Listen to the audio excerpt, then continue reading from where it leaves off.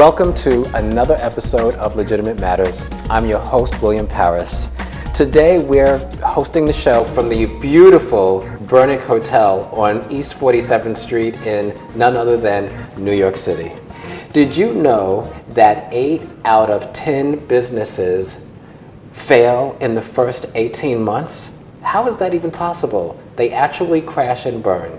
Well, if you're considering starting your own business, or even if you've launched your own business and you're struggling with it, today is the show that you want to stay tuned into. Because my guests today are Carl Gibbons, the president of Third Eye Management, and my repeat guest, Carl Gould, who is a lifelong entrepreneur. And between the two of them, they were able to build million-dollar businesses in the first 40 years of their life. So this is the show you want to tune into. Gould, Gibbons, welcome to Legitimate Matters. Thanks for having us. Thanks for having us. It's a pleasure to be here. Well, Gould, in your book, The 7 Stages of Small Business Success, you talk about these stages and you talk about going from startup to 7 figures in 18 months, or I'm sorry, 3 years or less. In 3 years, yeah. Okay. But 18 months is possible, but 3 years for sure. But in 3 years, according to the stages in your book. Sure. My question is that possible for the average person? What's the formula that you've used that made your strategy so unique? Well, so the couple things that really you can leverage early on when you're launching your business. But the first thing to understand is that when you're growing a business, sequence matters. Mm-hmm. You know, there's certain things that you need to do in order, because a lot of businesses get caught up where they do the right things but at the wrong time, and it slows down their growth. Mm-hmm. So, and they tend to go to what's comfortable, not necessarily what is right for the marketplace. But one of the ways you could totally kickstart the launch of your business is to create your ideal client avatar. In other words, your profile, the persona, or the description of the perfect buyer, right? And that perfect buyer wants to be your best customer. Right. You know, you don't go to your favorite Broadway show or see your favorite musical act and then ask for the worst seat in the house. Right. You want the best seat in the house, right? And so of course. you, for the things that you like or that are important to you, you want to be the best customer you can be. And a lot of launch companies don't give their clients the opportunity to do that. In other words, they don't have premium services or platinum or VIP type services and charge for it. Had they done that, they can actually accelerate their way to $1 million. That's actually a different way to look at business, because often we think in terms of providing that service for whoever. And I've heard people say, oh, you know, I'll ask someone, well, who's your customer? And they say everyone. And I say that's impossible. But you're saying that if you know who your customer is, that customer will want to do business with you. Not only want to do business with you, but at a premium. So a lot of people launch their business, right? And they discount. They say, oh, let's cut the prices low to get our name out there. Your name out to who? Right, you know, exactly. If Tesla didn't do that, Tesla said, we know who would want to buy this car at this price. And so they went out, they built a premium product, beautiful product, and their clients responded. Smart Card did the same thing. Apple did the same thing. I mean, the list goes on and on. So when you launch your business, don't launch into a discount, because that's a race to the bottom. Got you. You want to have a premium service and go out to that clientele that would be really excited about it and say, hey, listen, we've heard you. Here's the latest and greatest way to solve the problems in your life or in your business, and here's the price that goes with it. And somebody who truly values it will be happy to pay it. Right. Understood. When was the last time Tiffany went on sale? When was Absolutely. the last time Ferrari had a buy one, get one free? That's right. Just doesn't happen. They don't have to advertise and draw people to them. Their customers, their real customers, are looking for them. They already know it. If you're a phenomenal esthetician and you leave your salon and you start a new salon, well, everybody knows how well you do what you do, and you say, well, you know what, forgive me because I don't know all the terminology here, but best facials, best manicure, pedicure, best the color, hair coloring. Obviously, Gibbons would not be a client for that in particular. I don't understand. You've lost me. You would get a discount. Right. The refund on the shampoo. I see. But you're now, so we say to people, you're not a launch. Right. You are now available to the marketplace in a way that you weren't before. Okay. I used to work for this other salon under these different rules. Guess what? I started a new salon, and this is going to be a blow dry bar and a beauty salon in a way that hasn't been created before. If you're interested in that, come to us, and here are the pricing. And again, the clientele, I'm not saying they want to go out of their way to spend more, but they want that next iteration of quality. And if you bring that, they'll pay a premium for it. Now, Gibbons, all that Gould just said, that your company, your president of Third Eye Management, you help individuals and business startups to find that path. Tell us about Third Eye Management. Well, Third Eye Management has been around for 30 years, and hopefully we do today what we did when we first started out. We just hopefully do it 30 years better. And in essence, we're a strategic growth company. So all our clients, and they cover the tinker, the tailor, the soldier, the candlestick maker, the hair salon, the beauty parlours, the car dealerships, they all have the same thing in common. They're here, and they want to get to there. And they lack the skill set to bridge that gap. And they don't know how to bridge that gap. And what they don't need is a full-time CEO, CFO, COO, but they need that skill set. Because what's got them to where they are today won't get them to where they need to be tomorrow. So in essence, they bring in Third Eye to help them to bridge that gap. And we focus on we just focus on three core elements. We want to increase our clients' revenue, we want to control and reduce their costs, and we want to increase their market share. And if you think about it, that's the role of any CEO. That's what you're in business for, right? You're in business to generate revenue, control, reduce costs. And I say control because you can't always reduce costs because you can only turn the light off so many times, right? But once you've done that and you've got that under control, but also we want to increase market share. We want to be the biggest game in town, right? And that's what we do for our clients. So with Third Eye Management, is this for business owners who have up and running, established, they're doing great, they're making goals, but they want to take it to another level? Or could it be someone who has a business that is in its infant stages, but they just need to now go up to the point, to the stage where they're ready to now, bring in a team and really start earning some money and bringing in revenue? That's a great question. And actually our clients cover that complete spectrum. They go from one man and his dog at startup, and usually the dog is the most sophisticated part of that team. Right up to companies that have 200-300 employees. And you notice I say have 200 or 300 employees. I didn't say we go from a sales turnover of $250,000 or 100,000 up to 10, 12, 15 million. I see. Because I've always been a believer that turnover is vanity and profit is sanity. You're never going to stay awake of a night and have nightmares if you're profitable. I don't care how much money you're taking, but believe me, I don't care how much money you're taking. If you're not profitable, you are going to stay awake of a night.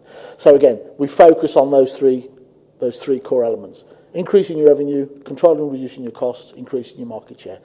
And it covers. It really doesn't matter what your business is, because you're really great at that. So let's just assume we'll come back to my buddies here and his spa, right, or his hair salon. He knows how to cut hair, right? He's good at that. That's got him to where he is right now. But now he's looking to grow. And it's that skill set, it's that management skill set, that C-suite skill set that he's lacking. Yeah, we say that the two most unqualified people in any company are a person who's just recently given a promotion internally because the skill set in their one job is great, but it's not the skill set for the next job. They, now they have to perform in that. And the CEO of a fast growing company. Because think about it, if you're the CEO of a $500,000 firm, and then all of a sudden there's this big spurt of growth and now you're doing $1.5 million, $2 million. Well, what qualifies you to be the CEO of a $2 million firm if you've never been there? It sounds like It's a different skill set. To me, it sounds like, just using that as an example, it sounds like a wave that is just overtaking you with that type of responsibility. Yeah, and there's a difference. You manage a $500,000 business different than you manage a $100,000 business. And when you're at $1 million, you do it differently. $2 million, you do it differently. And then when you get to certain thresholds, how you do business absolutely just needs to change. You get to $5 million, $20 million, and above. The infrastructure that supports the company has to change. But if you're a launch and you're doing $100,000, you're doing everything. Yeah, you're the chief of everything officer. Yeah. You're not the chief executive officer, you're the chief of everything officer. Because you literally do everything. You're the head of marketing, you're the head of sales, you're the chief receptionist, right? Yeah. You're the chief delivery driver, you're the head of packaging, you're in charge of the warehouse. You've got to do everything. And it's a lot of work. Sure. It's a lot of work. And you guys have been extremely successful, and I congratulate you on that. But I'm sure that along the way, you've had your pitfalls, and I see it as on your journey, you're driving this vehicle, or you're on that road to success, you hit a pothole, and that pothole can either just rattle the vehicle, or it can blow out your tire. Right. Take it right off course. Take it right off course. Yeah. So when we come back from break, we're going to talk about maybe some of those pitfalls that both of you have experienced and how you were able to overcome. How does that sound? Sounds great. Sounds like a whole new series to me. Legitimate Matters, William Paris. We will be right back. So how was work? It was 1,300 hours. My math class from 302 was in the trenches. Davy Roth had it the worst. Fractions were coming at him left and right. He just didn't get the damn things. 2 days ago, I tried to teach him what 1/4 of 1/2 was using different sizes of blocks. Yesterday, I tried again by dividing up pizza. Both missions failed. Oh no. But today, I was ready. I created a combat math game where the only way to beat the enemy is to out-fraction them. Davy conquered every last denominator. My game was so successful, the principal is deploying it to math squadrons all over the school. Anywho, how was your day? Oh, today my boss treated the office to salad wraps. Salad wraps. I know.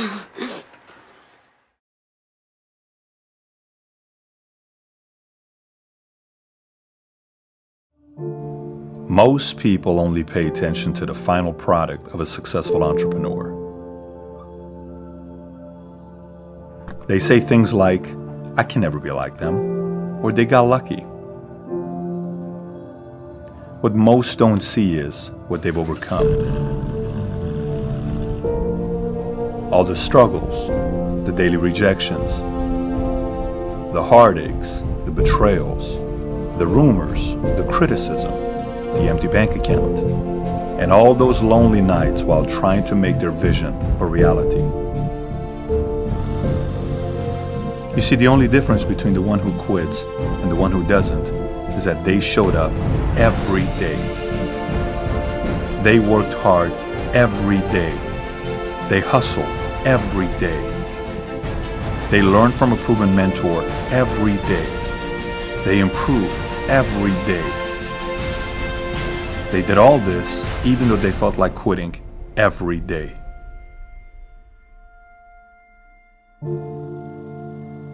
And eventually, they became who they are today.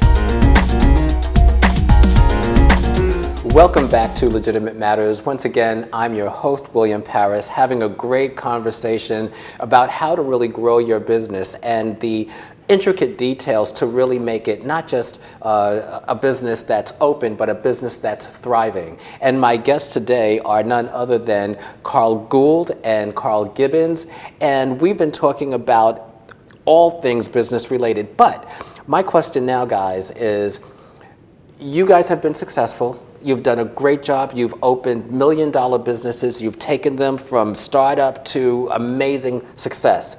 But I'm sure that along the way, each of you have run into those pit holes, run into obstacles. Yeah. Tell me about something that you've experienced, Gould, all right, Sure. where you've had to overcome.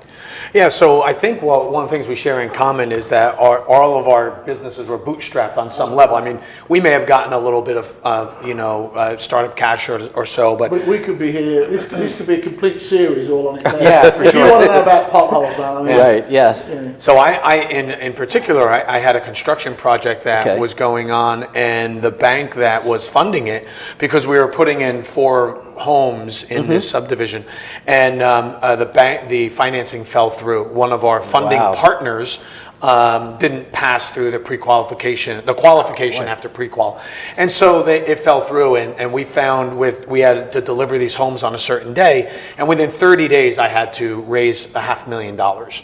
So I've never raised that much privately before, but what I did was. I brushed up on all of my pro formas, all of my, future-looking profit and loss statements, and said, Right. "Here's where Like a bad person, exactly." right? So everything was all set, but when you go to a bank, they want to see certain types of financials.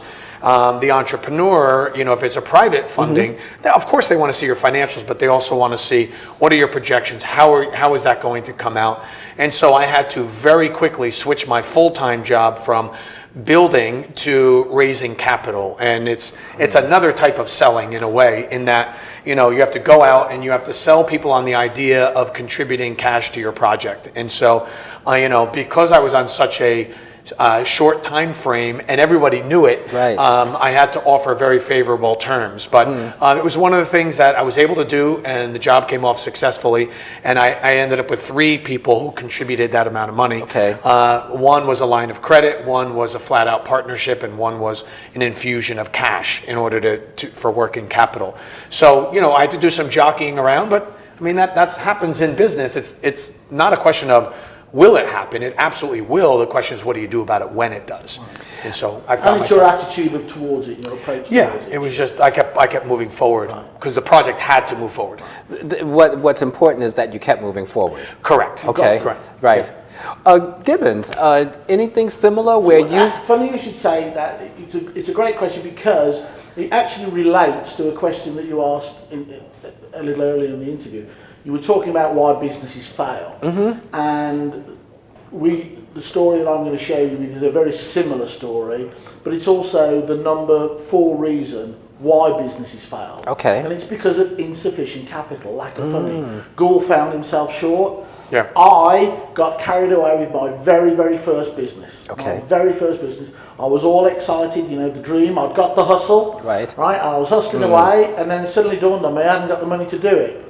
And I was £5,000 short. Now today, like £5,000, like really? Come on, put it on the card, right? Right, sure. But then this was like, right, so what, $7,000, right? $7,500. Wow. And I'd committed to all this stuff. I'd actually signed it on the dotted line. And When it's everything, the amount doesn't matter. If right? it's everything, it's a lot. And I was all Yeah. in, right? Yeah. And when it came to it, and I crunched the numbers, I knew what I needed, but it just hadn't dawned on me that I hadn't got it. And I was $7,500 short. So luckily, I had the Royal Bank of Mum and Dad. Okay. So, but I want to tell you, if Mum and Dad hadn't been there, and he said exactly the same thing, didn't he? He had to put together this consortium of funders. If my Mum and Dad hadn't stepped up to the plate, and I know to this day that when they gave me that check for £5,000, $7,500, I was like, that's the last we're ever going to see of that. Right. No expectation No of ever expectation return. of ever getting that back. Well, they did. They got it back in less than 4 months. Wow. That's great. But it was That was the big one for me. And after that, as Gould has shared, there's a pothole every other day. Sometimes there's 3 potholes a day. It's how you approach it and your attitude towards it. Because I'm telling you now, there's going to be a pothole tomorrow. Right. There's probably going to be another 6 potholes tomorrow. You don't know. But it's your attitude and your approach towards it. And you can't focus on the pothole. When you're driving, you know, when you look at a point, it doesn't matter how hard you're driving, you will veer towards that point. Right. I promise you, if you focus on that pothole, you're going to veer towards that pothole and it's going to consume you. It's just something else that you've got to get over. It's a part of your entrepreneurial journey.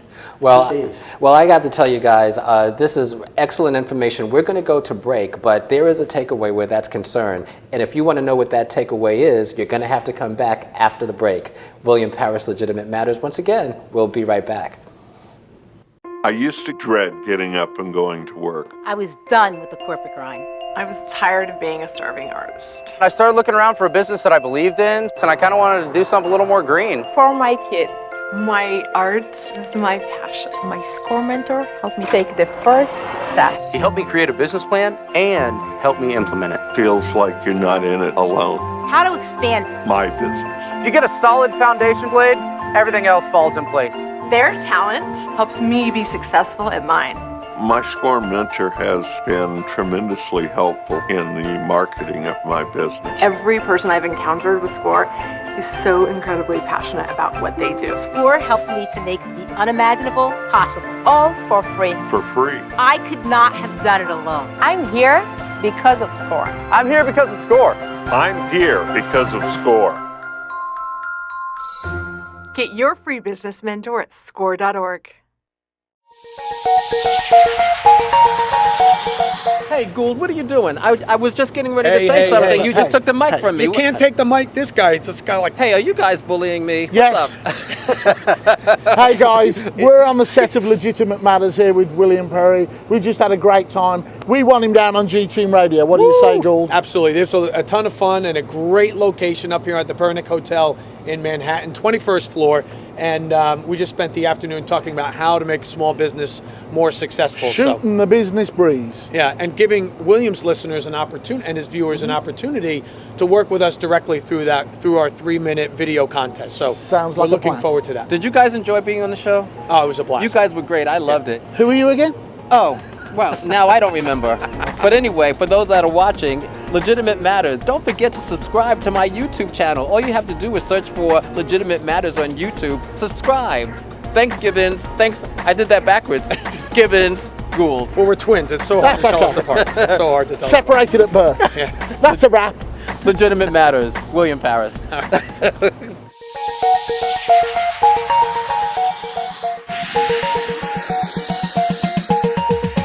Welcome back to Legitimate Matters. Once again, this is William Parris, and we're talking about starting your business and bringing it from startup to success.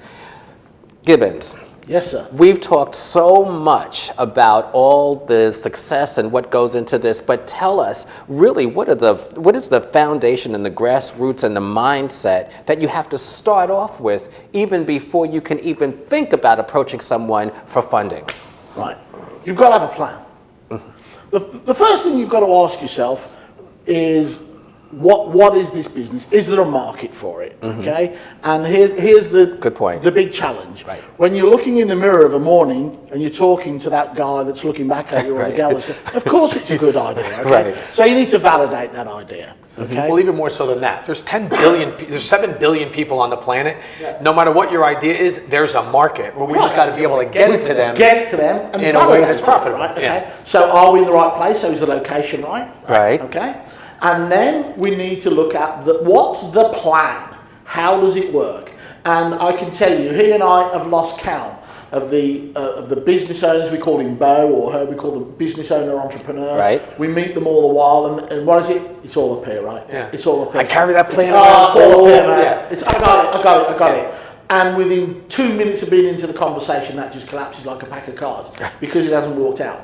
Entrepreneurs hate 2 words: written and plan. Okay? And once you start to say to them, you've got to put it down, they run a mile. Right. But here's the thing.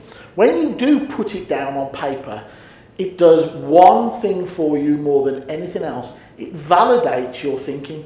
Because up here, it's that great idea, right? It was, wow, man, we can do that, right? Yeah, we're As soon as I wrote it down, it doesn't seem like such a good idea as it was up there. Now, like, well, this is going to take a little bit more money than I thought. And how do we get from A to B? And I didn't realise we were going to have to employ 57 people to make this happen.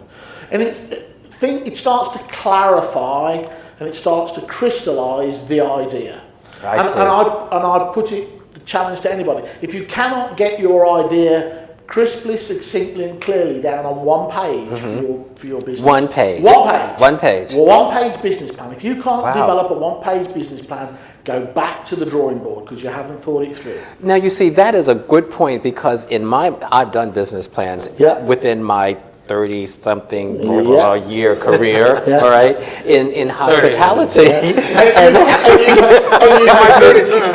You've had your appendices, right? Oh my, your cash flows. It goes on forever. Right? Yes. And William, after the day you finally wrote it, and you presented it to the bank of wherever, and they gave you the funding that you were seeking, how many times did you look at it after that? Let me tell you, the answer's 0. Am I right? Right. Yeah. Right.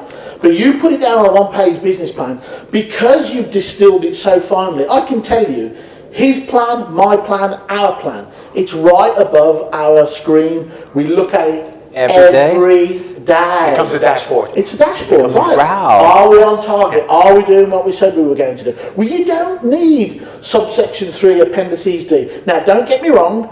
If you're going to seek third-party funding, or maybe a venture capitalist or an investor, yes, you've got to have all of that because you've got to show them all of that. As backup and reference. As backup and reference. But not your dashboard. But it's not your dashboard that drives your business. Yeah. It's not how you need it. If you can't get it down onto one page, that's one page, people, go back to the drawing board and start again because you haven't thought it through.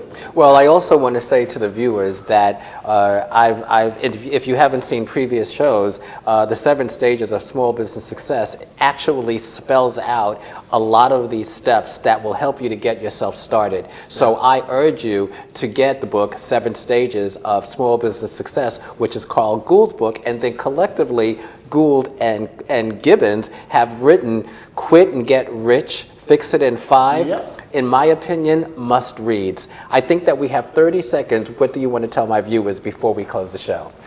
So very quickly, take Gibbons's plan, and if you have an inspiring and compelling plan where an employee would be willing to move and work for less for you, and a customer would be willing to drop their current provider and pay more to be your customer, you've got the right plan. You're compelling and inspiring.